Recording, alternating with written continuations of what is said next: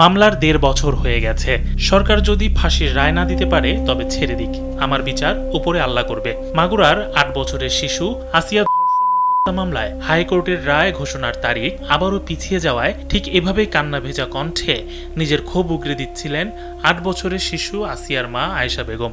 মাগুরার বহুল আলোচিত শিশু আসিয়া ধর্ষণ ও হত্যা মামলায় বিচারিক আদালতে মৃত্যুদণ্ডপ্রাপ্ত আসামি হিটু শেখের ডেথ রেফারেন্স ও আপিলের হাইকোর্টের রায় ঘোষণার দিন নির্ধারণ করা ছিল আজ। কিন্তু রাষ্ট্রপক্ষের সময় আবেদনের পরিপ্রেক্ষিতে হাইকোর্ট রায় ঘোষণার নতুন তারিখ নির্ধারণ করেছেন আগামী সোমবার ৩১ আগস্ট। ফাঁসির আদেশ দ্রুত কার্যকর না হওয়া এবং রায় পিছিয়ে যাওয়া নিয়ে মা আয়েশা বেগম প্রকাশ করেছেন তীব্র ক্ষোভ ও চরম হতাশাজনক অনুভূতি।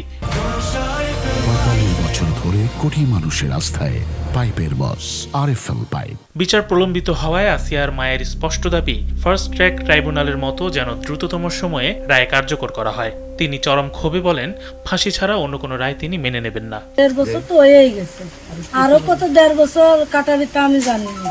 তবে আমি চাচ্ছি যে সরকার মনে হয় আমার সাথে একটু করতেছে, নাটকই করতেছে, না হলে কি করতে আজকে এত দূর গেল। আজকে সেই সাথে সাথে আসিয়ার সাথে সাথে ওরে উচিত ছিল। তো যে কোনো হইলো না, আর সরকার যদি আমার ফাঁসির রায় না দিতে পারে তাহলে ওরা ছাড়িয়ে দিক, 2-3 ছেড়ে দিচ্ছে, ওরাও ছাড়িয়ে দিক।